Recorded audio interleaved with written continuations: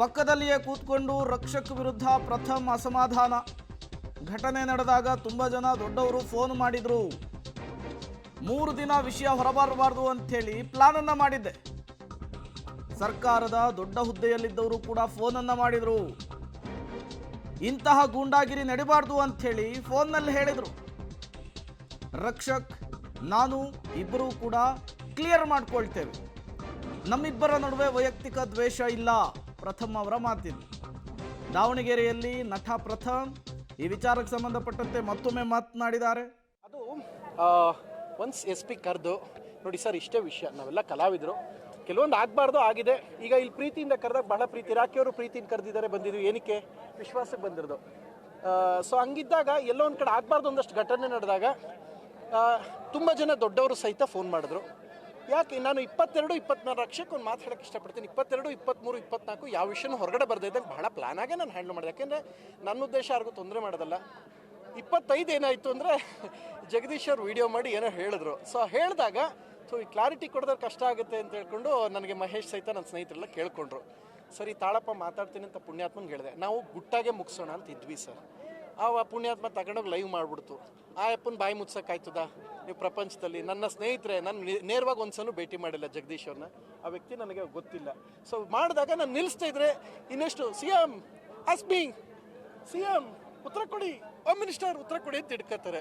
ಅದಾಗದು ಬೇಡ ಅಂತ ನಾನು ಮಾತಾಡಿ ಸಮಾಧಾನ ಮಾಡಿಟ್ಟೆ. ಅದನ್ನು ನಾವು ರೆಕಾರ್ಡ್ ಮಾಡಿ ಹಾಕಿದ್ರು.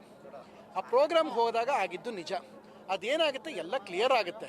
ಆ್ಯಂಡ್ ಇನ್ನೊಂದೇನು ಅಂದರೆ, ಇವತ್ತು ರಾಜ್ಯ ಸರ್ಕಾರದ ಅತಿ ದೊಡ್ಡ ಹುದ್ದೆಲಿದ್ದವ್ರು ಕೂಡ ಇಂಥ ಗೂಂಡಾಗಿರಿ ನಡಿಬಾರ್ದು ಅಂತ ಈಗ 15 ನಿಮಿಷದಿಂದ ಫೋನ್ ಮಾಡಿ ಕೂಡ ಹೇಳಿದ್ರು. ಎಲ್ಲ ಆಗಿದೆ.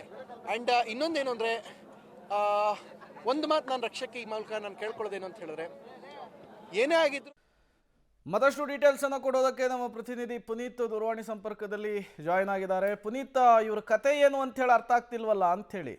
ಒಂದು ಕಡೆ ಅಟ್ಯಾಕ್ ಆಗೋದಕ್ಕೆ ಬಂತು ಅಂತ ಹೇಳ್ತಾರೆ, ರಕ್ಷಕ್ ಸೈಲೆಂಟ್ ಆಗಿದ್ರು ಅಂತ ಹೇಳಿದ್ರು. ಅದಕ್ಕೆ ರಕ್ಷಕ್ ಕ್ಲಾರಿಫಿಕೇಶನ್ ಕೊಟ್ಟಿದ್ರು. ಈ ಎಲ್ಲ ವಿಚಾರ ಹಸಿಯಾಗಿರುವಂತಹ ಸಂದರ್ಭದಲ್ಲಿಯೇ ಒಟ್ಟೊಟ್ಟಿಗೆ ಒಂದೇ ವೇದಿಕೆ ಮೇಲೆ ಕೂತ್ಕೊಳ್ತಾ ಇದ್ದಾರೆ, ಒಂದೇ ವೇದಿಕೆಯಲ್ಲಿ ಕಾಣಿಸ್ಕೊಳ್ತಾ ಇದ್ದಾರೆ, ಏನೂ ಆಗಿಲ್ಲ ಅನ್ನುವ ರೀತಿಯಲ್ಲಿ ಬಿಂಬಿಸ್ಕೊಳ್ತಾ ಇದ್ದಾರೆ. ಏನಿದು ಕಥೆ ಅಂತ?